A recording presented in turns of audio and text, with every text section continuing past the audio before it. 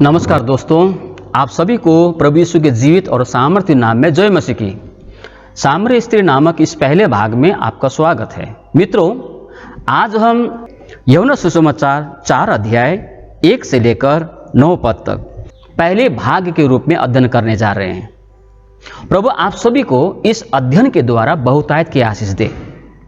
प्रियो, यूहन्ना सुसमाचार 3 अध्याय में जब हम पढ़ते हैं कि यीशु एक व्यक्ति के साथ व्यक्तिगत रूप से कैसे पेश आता है, जिसका नाम निकोदेमुस था। यूहन्ना सुसमाचार 3 अध्याय में आप इस भाग को पढ़ सकते हैं, इस कहानी को पढ़ सकते हैं। लेकिन यूहन्ना के 4 अध्याय में हम अध्ययन करेंगे कि यीशु एक स्त्री के साथ व्यक्तिगत रूप से कैसे व्यवहार करता है, जो एक असाधारण बातें थी।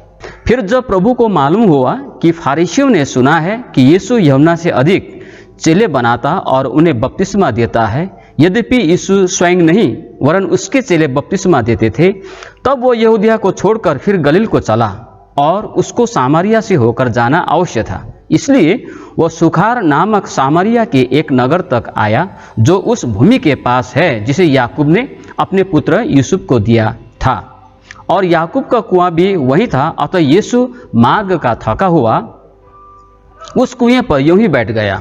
यह बात 6 घंटे के लगभग हुई। इतने में एक सामरी स्त्री जल भरने आई।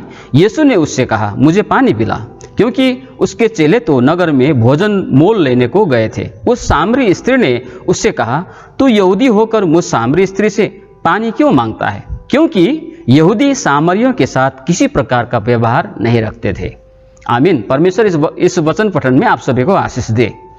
अब आइए हम इस पहले भाग की शुरुआत पहले 3 पदों से करेंगे। फिर जब प्रभु को मालूम हुआ कि फरीसियों ने सुना है कि यीशु यूहन्ना से अधिक चेले बनाता है और उन्हें बपतिस्मा देता है, यद्यपि यीशु आप नहीं वरन उसके चेले बपतिस्मा देते थे, तब यहूदिया छोड़कर यीशु फिर गलील को चला गया। सुसमाचार यूहन्ना 4 अध्याय 1 से लेकर 3 पद तक। फरीसियों की उत्सुकता इस बात में थी कि यीशु के द्वारा बपतिस्मा लेने वालों की संख्या कितनी है। उनके लिए संख्या महत्वपूर्ण था। क्या आज भी ऐसे लोग नहीं जो खुद से ज्यादा दूसरों में ज्यादा दिलचस्पी दिखाते हैं? दिखावे में जीने व चलने वालों के लिए सेवकाई का अंदरूनी हिस्सा से ज्यादा बाहरी प्रभाव महत्वपूर्ण होता है, और उन लोगों की खुशी भी इसी में मिलती है। कितने लोगों ने उद्धार पाया? कितने लोगों ने मंडली की सदस्यता ली? क्या कोई चंगाई का काम हुई जिससे अच्छी साक्षी दी जा सके? क्या स्थानीय प्रतिष्ठित व्यक्तियों ने उत्सुकता दिखाई? और अंत में कितने लोगों ने बपतिस्मा लिया? मैं यह बिल्कुल नहीं कह रहा हूं कि हमें इस प्रकार की जानकारियां नहीं रखनी चाहिए, अवश्य रखनी चाहिए, पर हमारी पूर्ण ध्यान और सेवकाई सिर्फ यही नहीं होनी चाहिए। गिनती और व्यर्थ की दिलचस्पी कभी कभी हमारे जीवन में मुसीबत को लेकर आती है। इसका एक बहुत बड़ा उदाहरण हमें पहला इतिहास की 21वें अध्याय में हम जब पढ़ते हैं तो हमें मिलता है। पहला इतिहास 21वें अध्याय और उसके पहले पद में हम पढ़ते हैं कि शैतान इजराइल देश के विरुद्ध खड़ा हुआ और दाऊद को इजरायलियों की गणना करने के लिए प्रेरित किया। प्रियो, दाऊद इस परीक्षा में पड़ गया, जबकि योआब जो उसका सेनापति था वह जानता था कि ऐसा करना गलत था। दाऊद यह जानना चाहता था कि कितने लोगों को वह सेना में भर्ती कर सकता था, जिससे वह अपनी सेना की शक्ति के बीच सुरक्षित महसूस कर सके। वह बाबेल के सिद्धांत पर आगे बढ़ रहा था। आओ हम अपने लिए एक नगर का निर्माण करें और अपने लिए एक नाम स्थापित करें। ऐसा न हो कि हम इधर उधर तितर बितर हो जाएं। उत्पत्ति 11वां अध्याय। और नबूकदनेस्सर जैसा क्या यह महान बेबीलोन नहीं जिसे मैंने निर्माण किया है? दाऊद अपने मित्र यूनातन के शब्द भूल चुका था, क्योंकि यहोवा को कुछ रोक नहीं, चाहे तो बहुत लोगों के द्वारा चाहे थोड़े लोगों के द्वारा छुटकारा दे। पहला सामुएल 14 अध्याय 6 वचन। वह अपना अनुभव भी भूल चुका था कि कभी उसने अकेले ही गोलियत को मार गिराया था। इसके फलस्वरूप इजराइल पर परमेश्वर का दंड आया और दाऊद को स्वीकार करना पड़ा कि यह काम जो मैंने किया है, मैंने बहुत बड़ा पाप किया है। प्रियो, इस तरह का कार्य परमेश्वर पर नहीं पर खुद के ऊपर भरोसा रखना को दिखाता है। लूका सुसमाचार 18वां अध्याय 9 वचन। यीशु और उसके चेले यहूदिया से गलील की ओर जा रहे थे।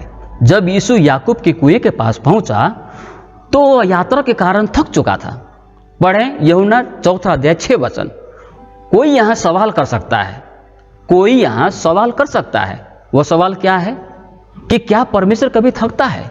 क्योंकि यशायाह 40:28 में लिखा है, यशायाह 40:28 के अनुसार परमेश्वर कभी थकता नहीं।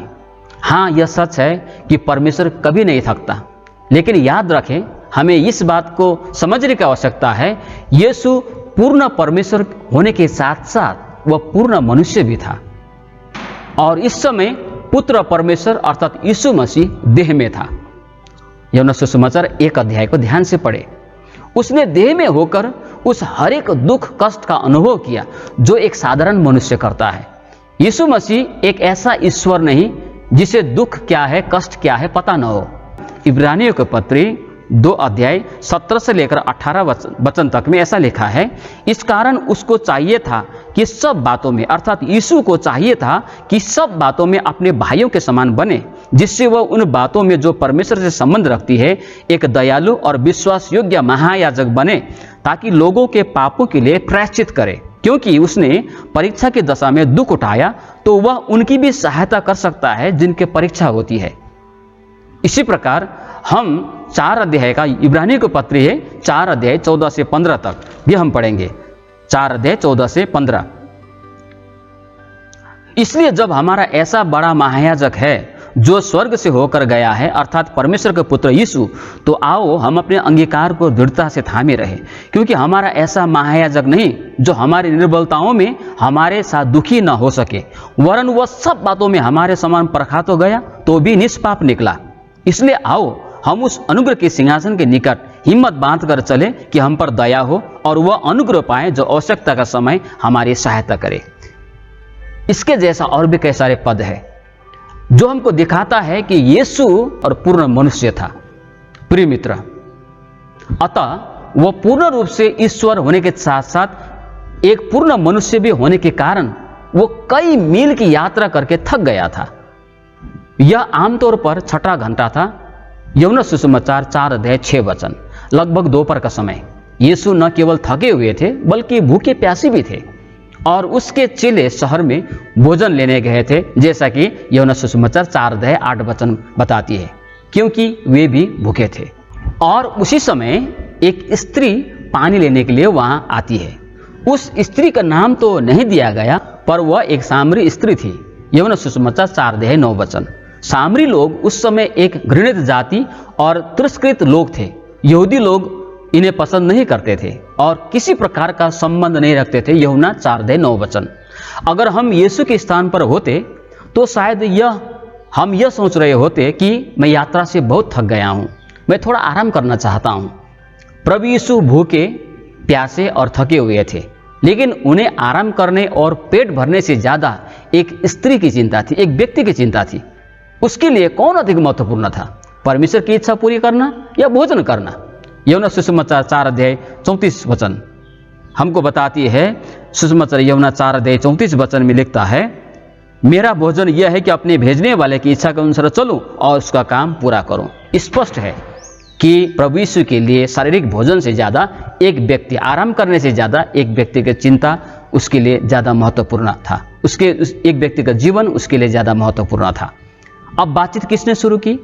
जब हम इस खंड को पढ़ते हैं, स्त्री ने या यीशु ने? सुसमाचार यूहन्ना 4:7 बताती है, यीशु ने बातचीत शुरू की। उसकी बात सुनकर सामरी स्त्री हैरान रह गई। उससे बात करना उसके लिए अजीब बात थी। यीशु ने कुछ ऐसा ही किया जो अधिकांश यहूदी कभी नहीं करेंगे। जब यीशु ने बात की और पानी मांगा तो वह हैरान हुई। यूहन्ना 4:9, क्योंकि यहूदी सामरियों से घृणा करते थे, परंतु यीशु सामरी स्त्री से प्रेम करते थे। यीशु को उसकी आत्मा की परवाह थी, इसलिए उसने अन्य यहूदियों से अलग व्यवहार किया।